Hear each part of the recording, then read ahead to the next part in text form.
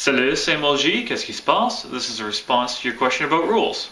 So you talked a little bit about what is commonly referred to as Rule 0, which is that a game master can change the rules during play if that suits their needs. And that is a very common philosophy.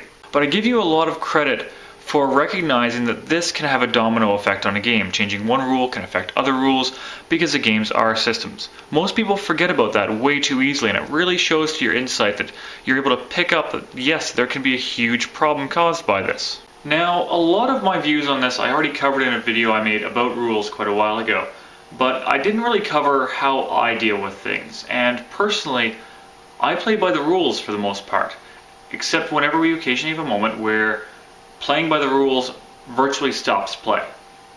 So at that point, I usually make do with what I have and try to play to the spirit of the system as best I can.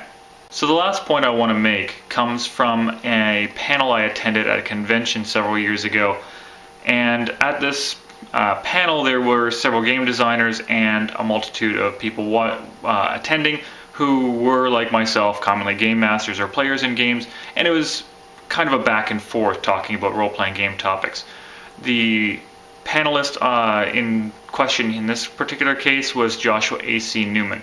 Now, somebody posed to the panel the common idea, as we were discussing rules, that if there is a disagreement between the rules and the story, that the story always wins, which is very common, I've been hearing for years, and that was kind of how I viewed things as well.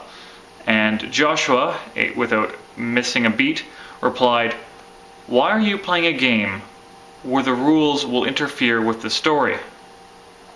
And this actually resonated very deeply with me because it was a question I had never asked myself before. Why would you play a game where the rules would ever interfere with the story? What's wrong with your game?